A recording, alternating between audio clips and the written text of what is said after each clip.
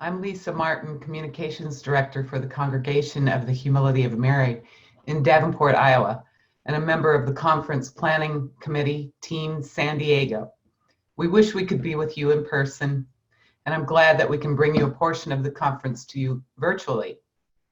Please join me in welcoming our next speaker, Spalding Hurst of the Sisters of Charity of Nazareth, Kentucky. Spalding is a member of CWR's Board of Directors for the past 3 years. He chairs the Marketing Committee and is a previous conference presenter. You may remember his presentation on video on a shoestring budget from the Fort Worth conference. Spalding is a world traveler in his role with Sisters of Charity. In addition to the US, the SCNs serve in India, Nepal, Belize, and Botswana. Today, he will guide us through practical elements of our communications role as we wrestle with content in our ever-expanding media channels. By reshaping our digital and print content, we can efficiently maximize the reach of our message. Now we head off to Kentucky for repurposing content across platforms. Spalding, take it away. All right. Thank you, Lisa.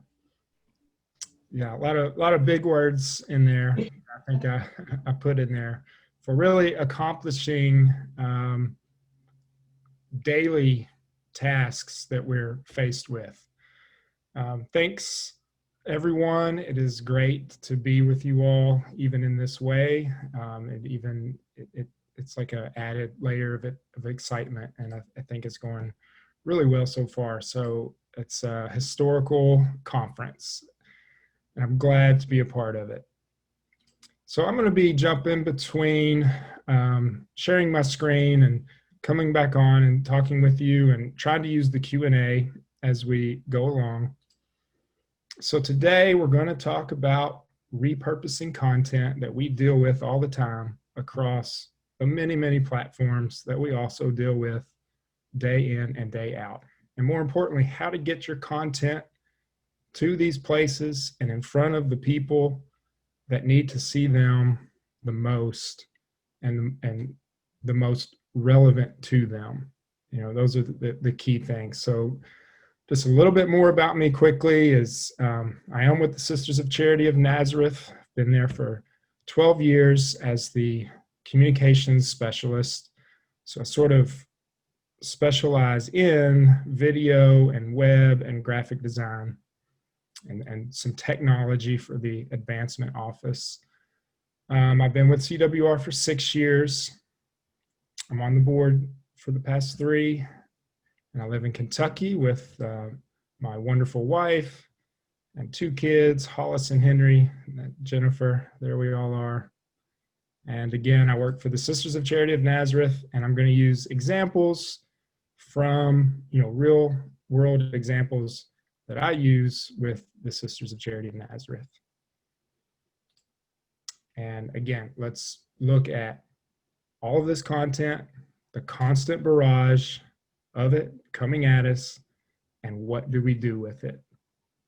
So as we go, please feel free to use the Q&A and ask a question at any time. And if it's, I might address it if it's going to come up in one of the future slides or content, but I'm happy to just take questions as we go. First is to think about what is content. When we say let's repurpose content across platforms, what is this content? Well, I'm here to tell you it's almost everything. It's the stories that we write. It's the events that happen around the congregations. It's a magazine article, a blog post. Sometimes it is a single image.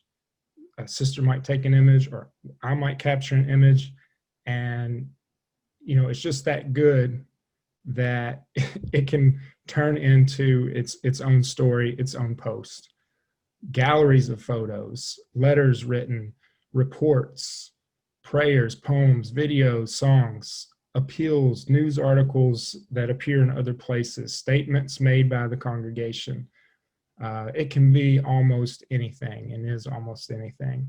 I like to take that content and I'll show you how I distill it down to a really simple formula that allows me to take it and move it across many platforms and also give it a place to live forever on our website, to really connect with people in the end is the reason why we're doing this, and to put it in places where they can connect with it.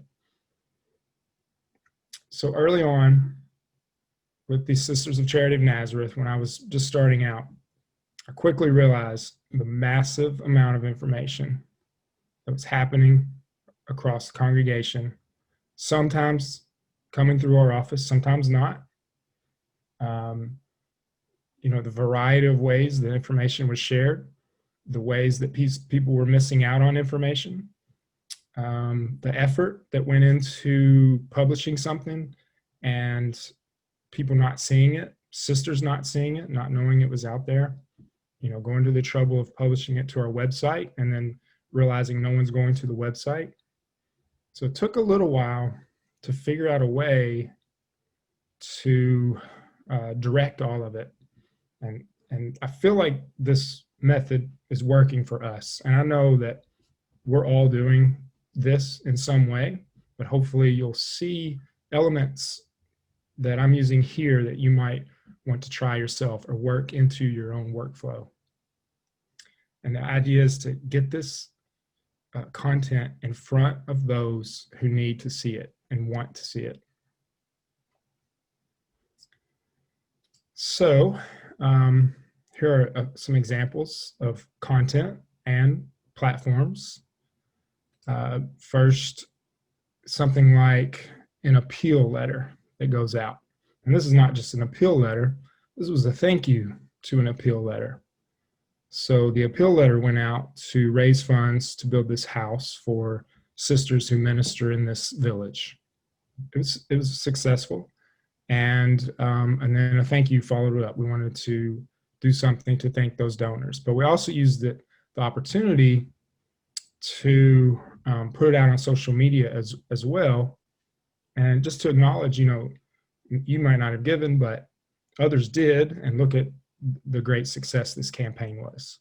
So that's a piece of content used in multiple places. It was not only sent out as a physical paper letter, it was also emailed out, and then it was also posted to our website and shared through social media. We have our standard email newsletter, and these are blog posts on our website, but the featured ones are kind of scraped together through an RSS campaign, and that goes out almost on a monthly basis to our email list. But there's no duplication in the work here. All of these posts were made at the time they were put onto our website, and when it was time for the email to go out, all I had to do was click a category and make it happen. Just one extra click, no extra work. And we'll get into how some of that works. When the sisters say they want to make a statement that speaks out against racism, and they want to do that on video, I know we're going to make that video, but we're also going to publish the text of the statement to our website. And this one ended up making it into our magazine, making it as a featured post on our site, and pushed across all of our social media. So one piece of content, the video, going to different places. And one question is to talk more about RSS, and it is very important to try to harness these RSS campaigns, and I will get into that coming up. Big time saver when you start using RSS campaigns. So another video here that was really just a simple internal thing to thank the staff at our at a nursing home that the sisters run.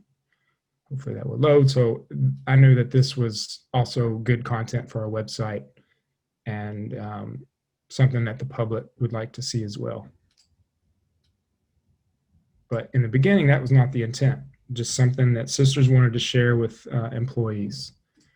Lots of magazine articles that we write. We need to also remember to, go through and cycle back through those articles, use them as blog posts on our sites. Here's, we'll get into one of these inside of our magazine as an example in a bit. And then you've got, of course, the social media. So what I like to do is take a featured story and, if it's an important story, try to make multiple social media posts out of it, and then and spread that out over time.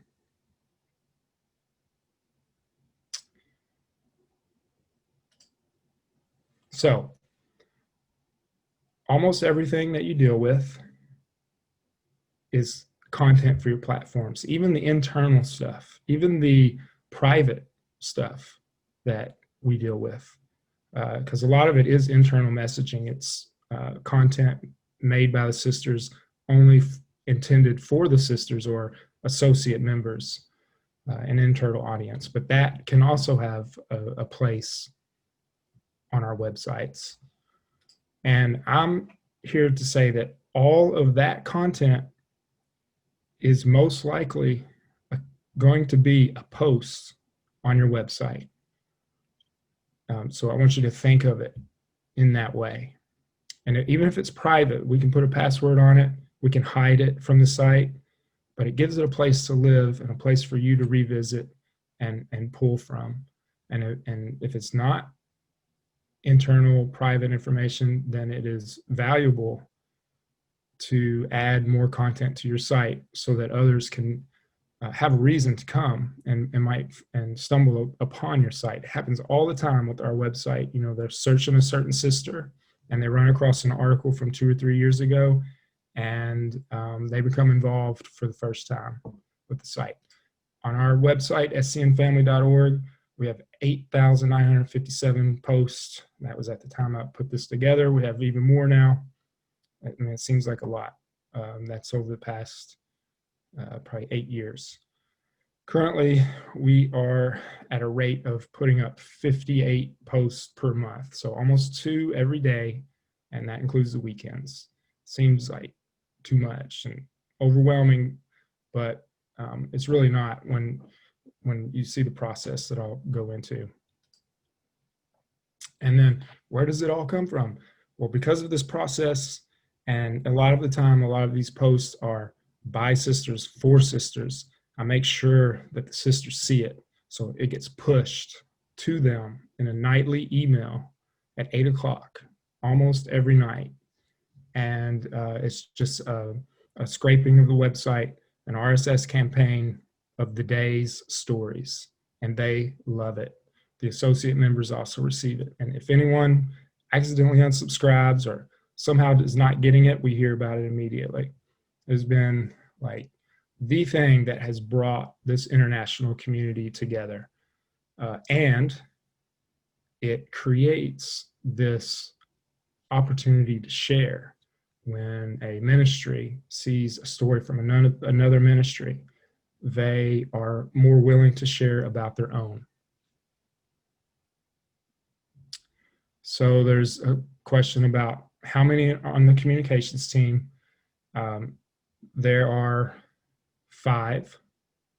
There are 3 provinces for the Sisters of Charity of Nazareth, 2 in India, 1 Western province is U.S. and Belize. You've got a director in each of those, and then we've got 2 communications person in the advancement office. So there's 5, 3 of those 5 that publish to the site, but all 5 contributing.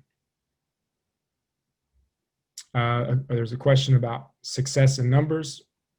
I don't have exact numbers in this presentation, and one I built before I did, and certainly in our executive reports we put those in, but the numbers just keep going up. The hits to the site we're raising more money online. Our email subscriber lists are going up. It's just trending upwards, and that's been great. Okay, so this is what the daily email sort of looks like on the right. There's two different ones.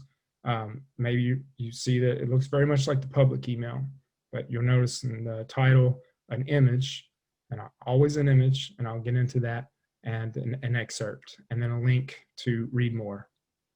And this is the type of email that the sisters get, and then creates more user-submitted content. They'll just reply right to the email with, hey, this is what happened here.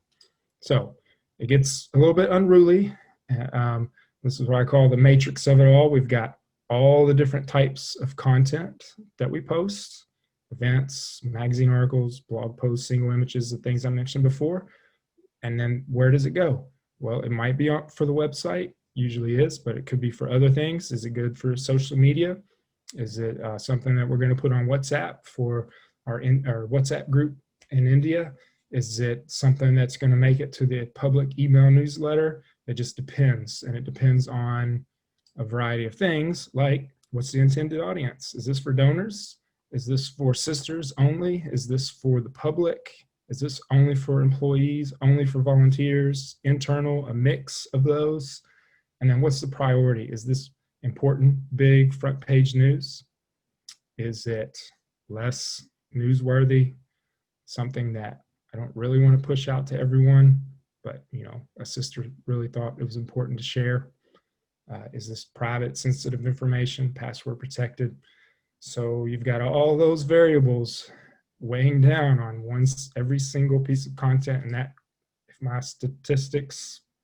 remembering statistics class is correct, with those examples, I believe we've got 8,820 variations of content here with everything that gets submitted, and that's just with those examples. So how in the world can you, no, don't do that. Okay, how can you and I or any of us possibly juggle all of that? We can't. There's no period on that though, except without some help. And I think the help is this recipe or formula that, I didn't really develop this. This is like what social media has hoisted upon us, and what, users of the internet want. And so this is my formula, and no matter what the content is, I'm going to break it down into these elements. And I always break it down into these 4 elements. I have to have all 4 parts. A title, a featured image. Let's say no image comes in. Well, then I have to get one. Take one, pull one out of my stock photos, or just use a stock photo of some sort. Has to have an image. If it's a video, get a still frame from the video. But I need that featured image. And a lot of things come in without a title, but I'll write one. And then an excerpt, very important. And that really needs to be 1 or 2 sentences, very short, that explains the entire story, or what this piece of content is about. And then you're going to have your link to read more, or see more, or watch the video, or donate, whatever it is, your call to action. But there's not always more.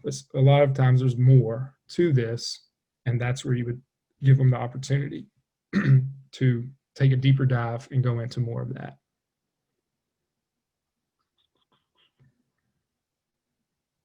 So what program am I sending out this nightly email? I'm using MailChimp and an RSS campaign. The RSS is pulled from a WordPress website. I think any CMS will work.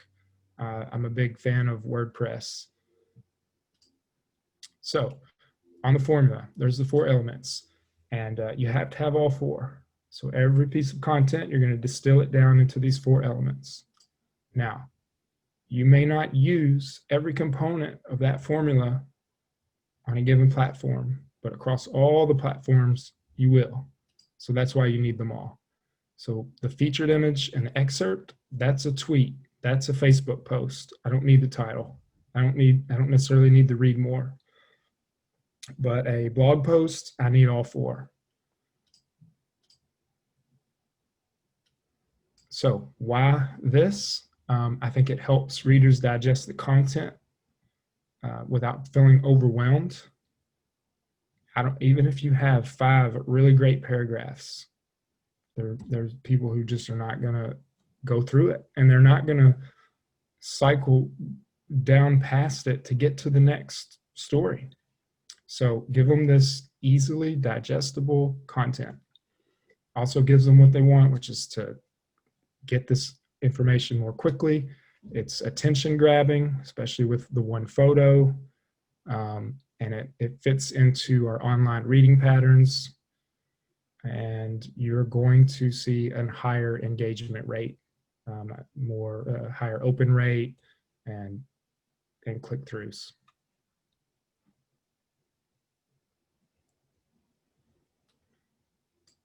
So through coordinating postings to social media, usually when someone will take the lead on a story. So there's a question of how do you coordinate with 5 communicators, who's in charge of a story or how it's going to get posted to social media. With us, it's one person assigned to a story, and they will take it through these platforms. They will post to the website, and then it's upon them to get it on social media and put it in all the places. So it's sort of like the person is attached to the story. I can certainly share these slides. And there's a question about our WhatsApp group. Is it for sisters only in India? It's for sisters only. It just happens to be that most of them are in India because WhatsApp is more prevalent than, say, your normal texting or Facebook. It is the social media platform of choice there. So that is probably like 95% Indian sisters in that group. A few of the US sisters have picked up on using that.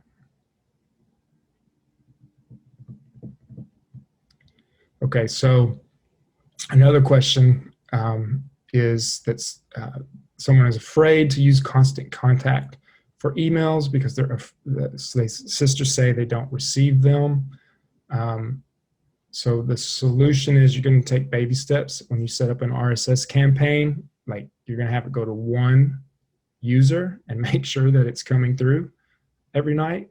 And then you might add a group. There's also tools inside that you authenticate your email address that's sending it out. And it's these steps that Constant Contact and MailChimp will give you to assure your best chance at not being marked as spam or junk mail. But it does happen occasionally, and usually the person will reach out, and then I can sort of delete them out of the system and then put them back in, or coach them how to find it in junk mail and mark it as not junk, and then hopefully that keeps it moving.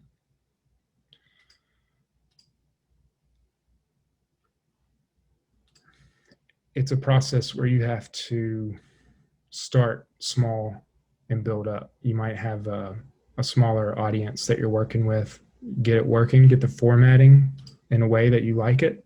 This is the RSS campaign, and then go congregation-wide with it. I think WordPress is a really great tool. I live in WordPress every day, managing this, all of these posts, the plugins that come with it. So I know a lot of you use it, but if you're still looking for the content management system, this one's great, but others will work. Most are going to spit out RSS, and then you can take that and do the things we're talking about. And then, so inside of WordPress are categories, and that is really a key ingredient. It's like a traffic cop. It says, I've just created this post. Now, where do I want it? Do I want it on the front page? I click a category. Do I want it on a sub page? I click another category. Do I want it to go to the sisters tonight in the nightly email? I click another category. Do I want the public to see it? Another click. And you're done. You click those categories, publish it, and it's going to go where it needs to go. That is the number one way to put this content on multiple platforms and in front of multiple audiences. And of course, you're going to use the RSS campaign to do that.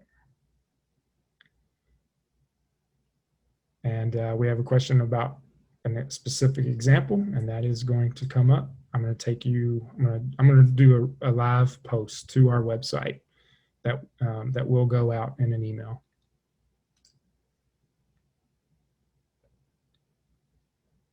So here's some past RSS campaigns. This was a featured article in our magazine. So it was above the fold on our website on the featured news. It went out in this public email mixed with some other posts, one about volunteers, some pre-novitiate sisters, a renewal of vows,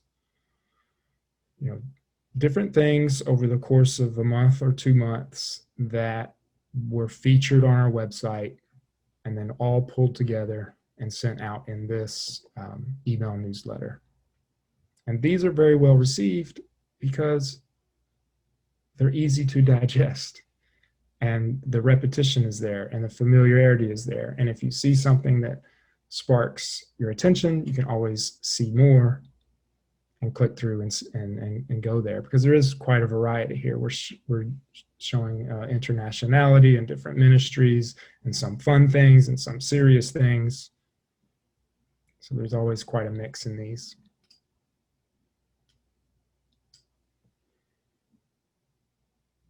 So again, we're using posts that already existed to create this content. We're keeping the formula that you saw in there: headline, featured image, excerpt, and then a link to more. The sisters and associates already received those stories when they were published that day. And then about once a month, pull all the featured ones together and send it to the public. And that's because there's just a lot of not as newsworthy stories that come in, and that is for our internal audience, not necessarily for the public to see. Then you've got the story on your website published. I trickle down from there because I have my title and I have my featured image and I have my excerpt, and I can very quickly and easily go to social media, go to WhatsApp, send it out in an email, send it out as RSS, or post it to a video site. So quick tips for social media. You're probably not going to need these two elements. I like to use third-party software like Buffer to quickly put it on, all the different platforms: Instagram, Facebook, Twitter. Schedule it out. I like to try to hit social media once a day. I don't usually put a URL into a social media post. I think it devalues the post in the algorithm and less people see it. Even using third-party software, it still gets lots of views and likes and shares without a link. A link will almost kill it. So unless it's absolutely necessary, I don't put a URL in a social media post. That's why the excerpt is so important, and that the excerpt can tell the whole story. I just hope that people will, make it back to our website if they really want to see more. And then I think this is very important for videos. Got to post those natively. Don't use the third-party software. So if you're going to put a video on Facebook, post it on Facebook through Facebook. Don't link to a YouTube video or a Vimeo video or use Buffer for that. Take the extra time and upload it straight to Twitter, upload it straight to Instagram or straight to Facebook. And then very important, recycle this material. A lot of it is evergreen. Use it again. You know, the stories still resonate. Don't forget to recycle through this material. I'm doing about one social media post per day. You know, we got a couple of posts per day on the website. You decide the frequency that works for you. Start small. It will build up if you're going to start doing RSS campaigns to your congregation. Recycle, use that evergreen content again. And let's run through an example post, and then I'm going to look through a lot of these questions that have come in. Let's see if this addresses some of that. So I'm going to jump to our website, and I'm going to do a new post. So this is a real post that I'm going to publish. What should I write about? I'll just use what I've got conveniently placed here. This was a story in our magazine about Sister Julie and what she does in her ministry, in her work, in her life. This is my excerpt. So I just placed in the title. I copied off that excerpt that I had preset. There's my excerpt. That is the part that people will see in their email before they see the read more. I need that featured image. This is what people will see. This is the, I'm not going to upload it again, but there it is. And then we have the rest. This is actually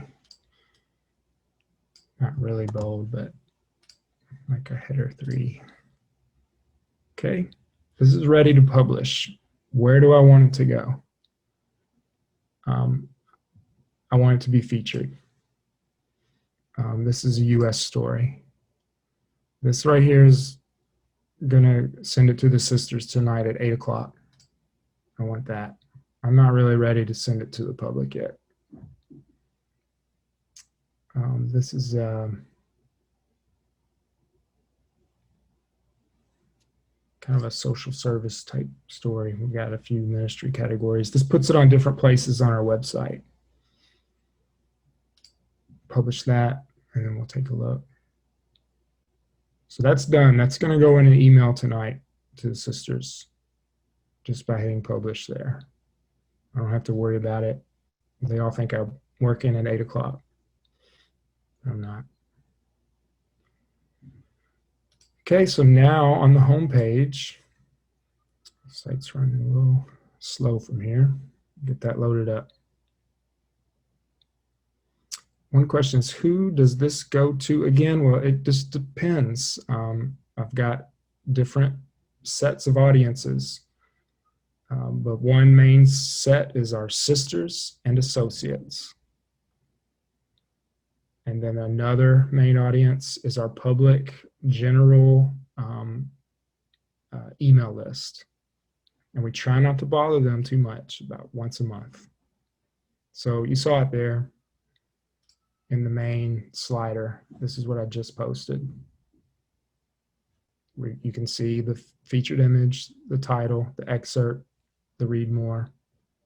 You can also see it. It appears in different places on the website here as a small story. You can see other past stories. This Happy Independence Day to Botswana. This was just a request from leadership. Make sure we, tell the sisters in Botswana Happy Independence Day, which is today. That's it. That was the only thing, that the genesis for this story. So find the pretty picture, say the obvious, go in, and there's a nice little message for them. That went out to all the sisters.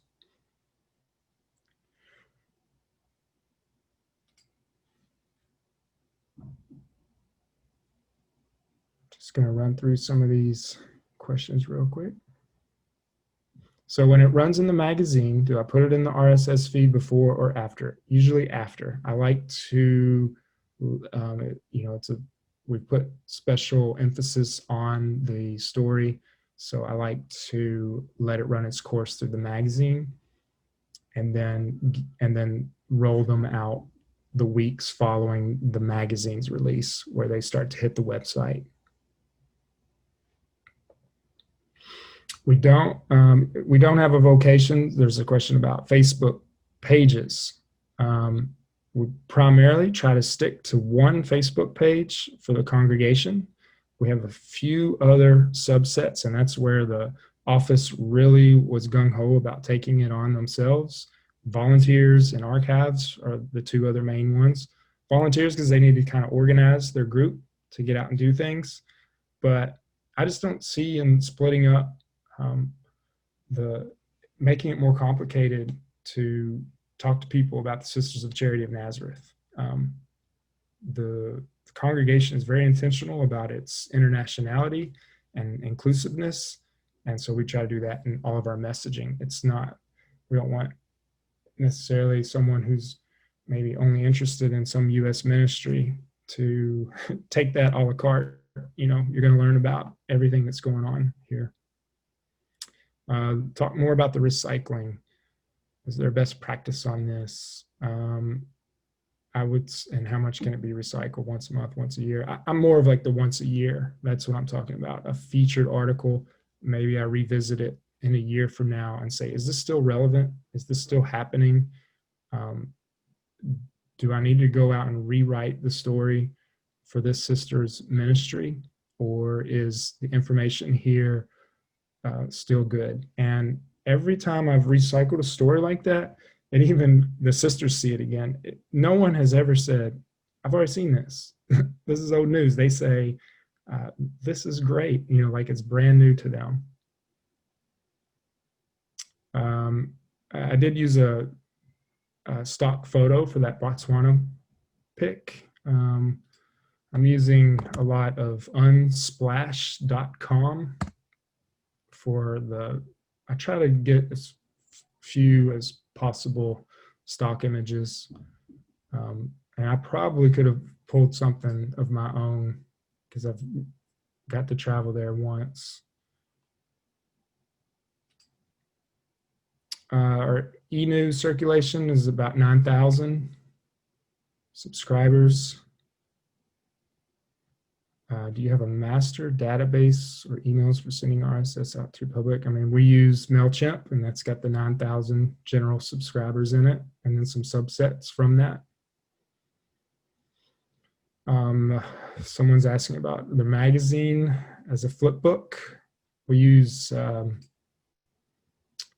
Issue. It's kind of like a flip book, but I don't really, I don't embed that into a post. I usually get right back into InDesign and copy out the text and the pictures like you saw me do in that example. That was a magazine article. Okay, private post. Maybe we should look at that. There's functionality in WordPress to add a password to a post. So that's one way, and we use a pretty uniform password so the sisters don't have to remember too many different ones. And you do that right here, the visibility, private, or no, password protected. If you wanted to have members on your site, like a sister had to have an account, a WordPress account, then you could do the private and they would have to log in to see it. So there's that, but then there's a plugin that where you can make a category password protected. So here's some password protected categories that we have. So I could just click one of these and then I wouldn't need to do this up here. But the one thing to note is the title and the excerpt is still public. And then if something is very, very private, don't put it on the website. I always assume that things, eventually could be seen if someone really wanted to. Sprout to schedule, was that SMS post? I don't really know much about Sprout. I'll have to look into that. We send out 17,000, think about that many, maybe 19,000 hard copies of the magazine. Yes. We're still doing, letter appeals. That's usually, and calendars. That's pretty much the paper that we deal with, and thank you letters. It still does really well. Everything else is pretty much digital that we're talking about here. Let's see if I can get through more of these questions. Someone wants to get on our mailing list. I'll just say this now. After this, ask more questions on the CWR message board, and we can share information, and I can get you on our mailing list and certainly go through things in more detail. Someone says, I've never heard of adding a URL devalues the post. Can you say more? I'm pretty sure that this is what's happening, but just do it sometime. Put something on Facebook that has a URL to your website, and then a week later, put something very similar that has no link, and just see which one performs better with the views and the likes and how much it is seen. And it's because Facebook doesn't want people leaving the platform. They want them to stay there.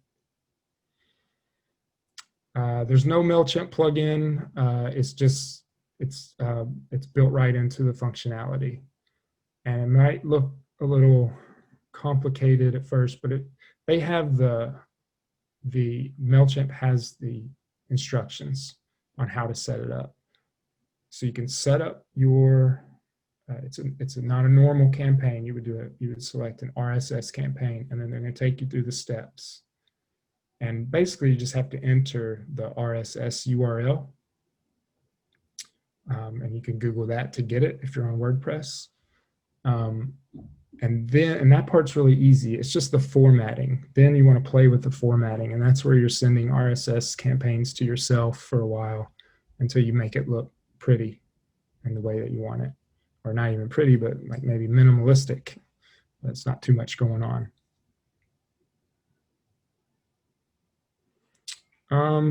Yeah, I got some favorite WordPress add-ons, and I'll probably just have to jump in here and look at them to see. But that category password, I can't live without that. Some of these are, it's not worth mentioning. This is a big one for us. This is how we do a photo directory. So if you're looking for really robust photo directories on your site, you can look at this connections. It's pretty good. The duplicate page and duplicate posts, very important. It's not a built-in feature, but sometimes you just want to replicate a post that you've made because it had like a template. It has a lot of the formatting that you want for another one. So look for one of those plugins.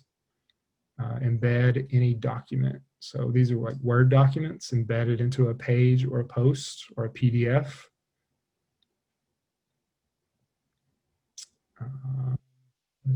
What else is really good in here? I don't like those 2 spaces in a row, so get rid of all those.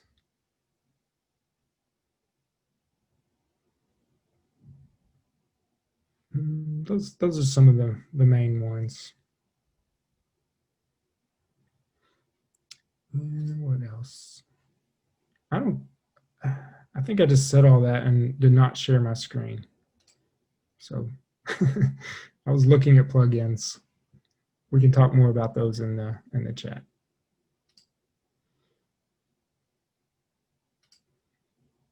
Some stories that resonated the most with sisters, the public, and donors. It's usually things that are tangible.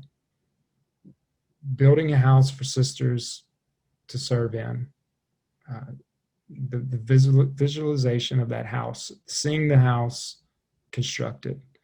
Another one was a van to serve the needy in Belize that we were purchasing in the US and then shipping down to Belize and raising the funds to buy it. Just having that goal, having that tangible asset that we were putting the money towards, and knowing what it was going to be used for. It's those types of things that have resonated the most in our appeals.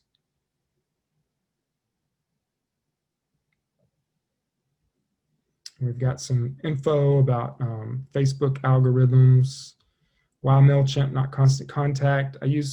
We had Constant Contact when I came on board here. It seemed, I didn't like the way that it looked, and I know it's gotten better since then, but I began just with MailChimp because it was turning out a nicer, cleaner looking email. And I know Constant Contact has gotten better. So it really does not matter, but that's just the one that I ended up on. Internal and external audiences. Well, I might receive something from a sister, and I know it's important to that sister, but I'm looking at it with an outsider eyes, and I'm trying to distinguish, like, who really needs to see this? Does this, help the mission, or is it just that the sister wants to share with the other sisters? And that's where it's internal versus external. And I don't want to turn any story away. So pretty much everything that gets submitted, I'm working to that formula, and it will at least go onto the nightly email. There's like nothing too small to put on that. And then they're so satisfied to see that and to share that with each other.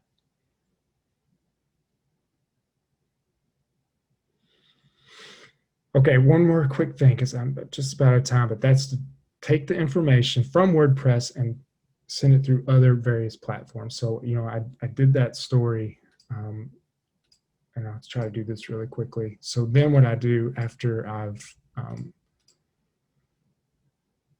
done the story, let me get to it.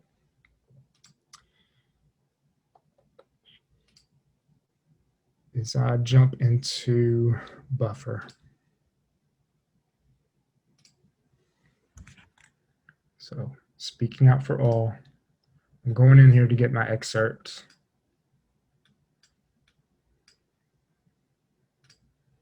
Because it's time to put this on social media now. So I've copied the excerpt. I'm going into Buffer.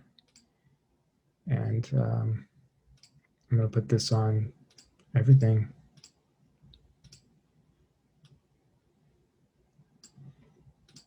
Dragging in my featured image. I'm pasting my excerpt. No URL. No link to the rest of the story. I think you can read this and get the idea of how awesome Sister Julie is. It's just a little reminder about the sisters. And I'm going to just add it to the queue at 8 o'clock. That's going to hit social media. So you've just seen me, set up a featured article for our website, email that's going to go out tonight, all the social media platforms.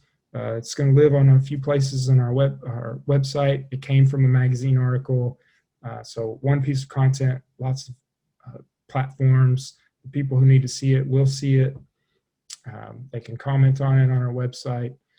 That's one indicator that things are working. Comments have gone through the roof.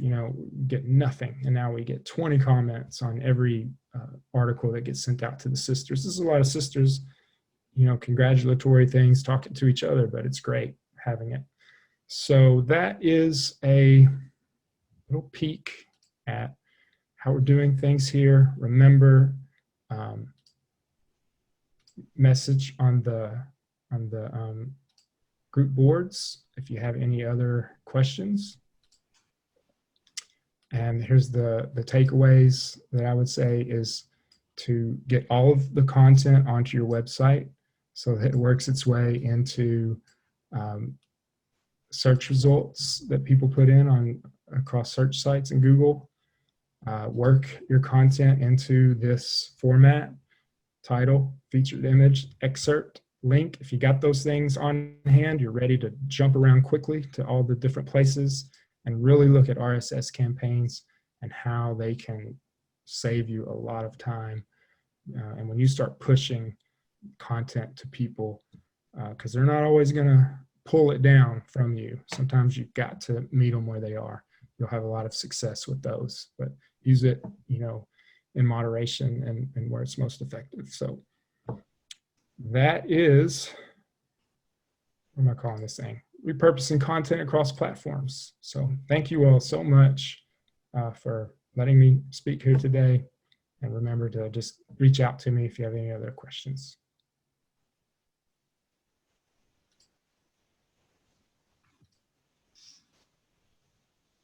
All right, thank you very much, Spalding, my board brother. You should brace yourself for a lot of emails. I think they're headed your way soon. Bring them on, bring them on. Yeah. Well, we always appreciate your expertise, and but not just that. It's the generous manner in which you share it and the relatable way in which you share it. So thank you for spending that session with us.